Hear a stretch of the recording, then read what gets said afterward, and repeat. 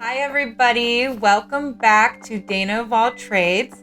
Today I have for you 3.5 ways to do a wall collage. I have a lot of experience in creating these wall collages. I've actually done it for a lot of friends of mine. My dad had an entire wall covered in pictures and then decided he wanted to move it to the opposite wall. So we took them all down, rehung them, and I'm telling you, it's like 30 plus pictures. Then decided he wanted it back on the original wall. This is a real story. And then decided that he wanted to paint that wall. So needless to say, in his house alone, I've done the wall collage 4 times. And now I feel like I'm a pro at hanging pictures. Who knew that was a thing? So now I'm gonna share with all of you the 3.5 ways that I approached this project. The first method is to lay it out on the ground. So you gather all your frames and you just start playing with the positioning, and it makes it really easy to swap pictures around, swap the frames around, play with the spacing in between the frames. It's really a great technique to lay it out all on the floor, and then you can visualize exactly how it's gonna look on your wall. The second method that I use is to measure it out.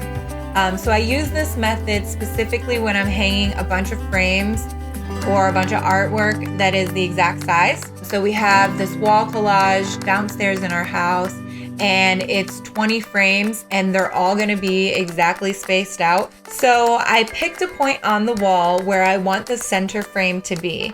And then I measure from the middle of that frame to the middle of the second frame. It ended up being about 12 inches in between. So then I just took my center mark on the wall and measured 12 inches over, 12 inches over, 12 inches up, 12 inches up. We did this about 20 times, put nails in the spot. And after that, the next step is just to hang the frames. It's actually a lot easier than it sounds. The measuring does take time, but then when you hang the frames, it's super simple.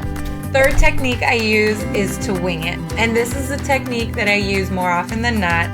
And it just relieves so much stress to just start hanging the pictures, especially if it's a collage that doesn't have to be perfectly balanced or a collage that takes up the whole wall. I just start hanging pictures, start from the top, work your way down, start from the middle, work your way out. It doesn't matter. I just start hanging and then I figure it out as I go. This might be like stressful for some people, but for me, I actually find it very simple. I find it easier and more freeing to hang the pictures that way. And the last method, which is technically only a half a method, is winging it, but with a focal point. So I'll hang one major big picture on the wall, and then I'll just wing it with all the little ones. That might be easier for the people that have anxiety with just winging it, because it's like a little bit more of a controlled winging, if that makes sense. So those are my 3.5 methods. You can lay them out, you can measure it out, you can wing it, or you can wing it with a focal point. Tune in to my next video if you want more tips on hanging wall portraits. Let me know if you have a method that you're using, because I'd always love to try it another way.